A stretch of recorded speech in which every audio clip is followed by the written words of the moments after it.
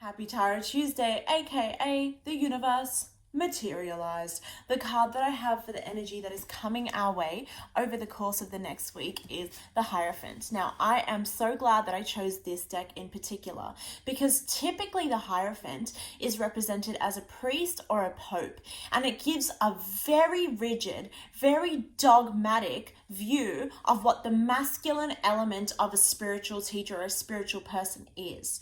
So this is the masculine counterpart to the high priestess. And whereas the high priestess sort of sits within her own internal world and receives messages from spirit through her senses and through her special extrasensory abilities and through her visions and inside world, the Hierophant is someone who actually goes out into the world in order to receive spiritual teaching, spiritual knowledge, okay?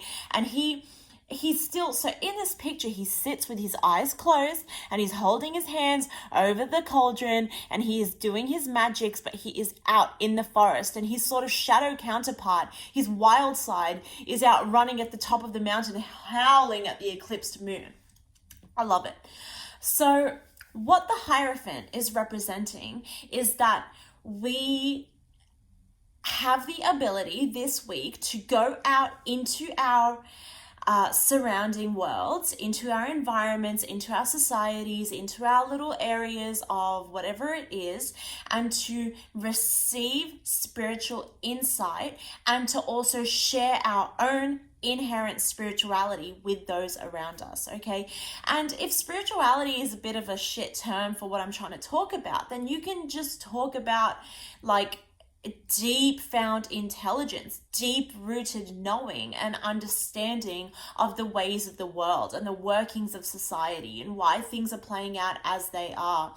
And whereas typically we're told to just sit and meditate on it and search deep within ourselves for the answer, the Hierophant is telling us that no, what we need to do is think about masculine qualities. Yeah, they're hardworking, they're outwards, they go out into the world and they work and they drive and they create action, or they take action and they create outwardly in order to produce results. And that's what we're being asked to do this week, to go out into the world, to action the shit that we've been wanting to action, to share ourselves with the world around us, to communicate with others, to go out and actively seek answers, to actively seek universal guidance from the people around us, from the places around us. So I can't tell you where to go because it really depends on what you're looking for. But what this card is saying is whatever you need right now in order to feel connected to all that is available to you in your environment. And this is not only coming from what is available to us right now, here and now, it is also coming from our past and our traditions and our cultures. So for me personally, I've been delving deeper into Hindu culture and trying to connect with that through monthly pujas and through reading the Gita every single day, and using that to understand who I am and what it means to be me and what it means to be this color and what it means to look like this and to belong to this culture, and how that has shaped and how that can shape my understanding and my perception of my reality. Okay, so how do we get our hands on that knowledge, on that wisdom? Where do we go? And how do we make sure that we learn and we grow and we are fed by spirit, and that fuels our inner fire, and that we get our hands on whatever it is that we need to know in order to alchemize our existence, in order to create that potion that's going to increase the potency of our existence. Just before I move on to the next card, what I will say is another thing that the Hierophant understands is the power of intention. He is a devotee, okay? Whatever traditions or practices or cultures or things that he does every single day, he does diligently, and he fuels intention into. So he is not really intuitive, flow state, receptive, I do what I want whenever I want it. He is like, no, I have committed to a lifetime of learning and self-improvement and connection to spirit and understanding of all that there is, and that means that I need to do the work every single day. So he does his morning practices and he ritualizes his actions throughout the day, and he sets time out for this learning and for this feeding of this part of himself. So even if you don't go out into the world to seek knowledge, you are going to be implementing these structures and these routines and these self-disciplined sort of intrinsically motivated practices throughout your day, throughout your day-to-day living, that honor your pursuit for more, that honor your pursuit for knowledge and for God and for understanding.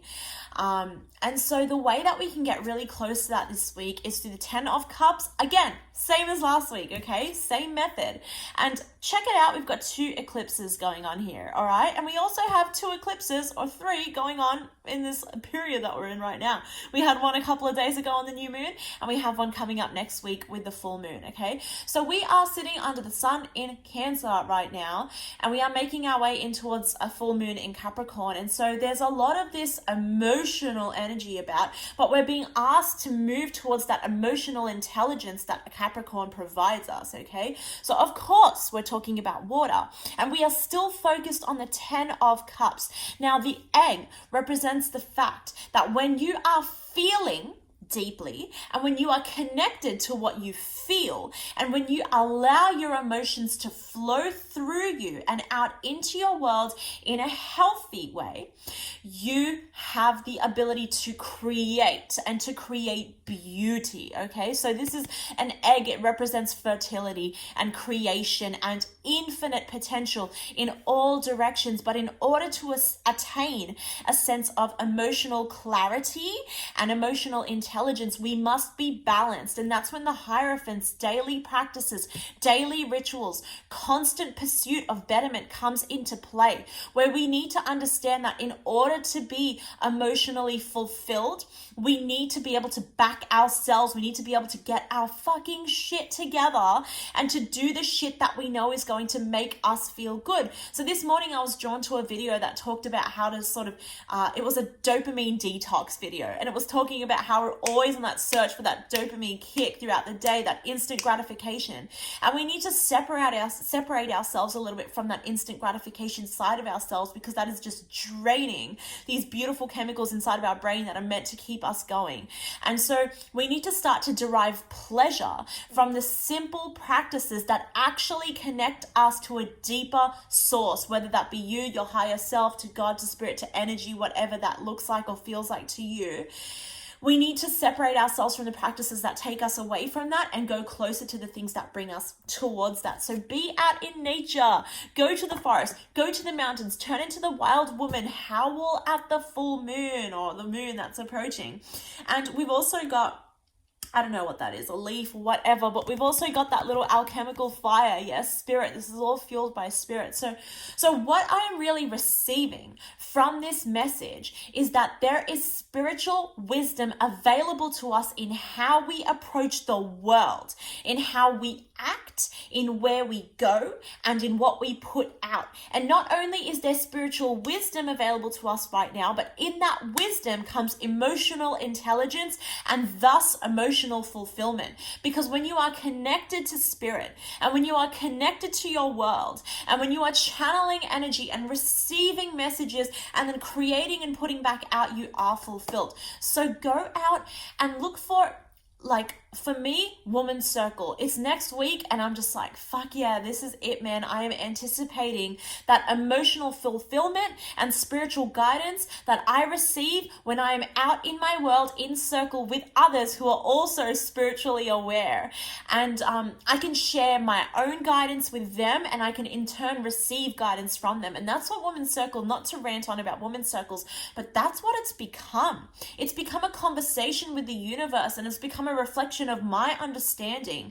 And it's really interesting. So where can you go? What can you practice? Who can you connect with that mirrors your own vibrational state, your own state of understanding, your own spiritual awareness? And can you bounce off of each other? What practices can you connect with? What people can you speak to?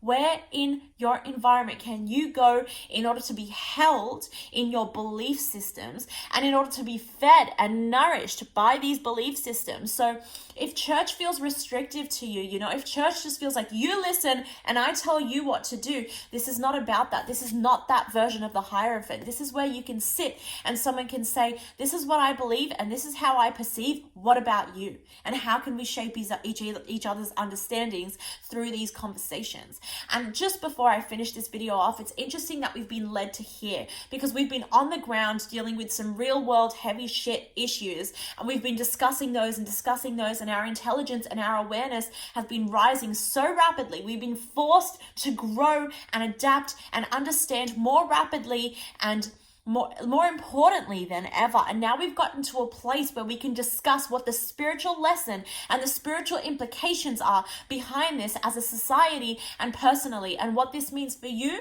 and who you are and where you're at on your spiritual journey, and how you can share that with others because that is your role, and how you can receive that from others because that is also your role, and how you can feel good in the process and not dick around when it comes to emotional fulfillment. Yeah, let's stop fucking around. Let's feel good. Let's take care of ourselves. Let's be better.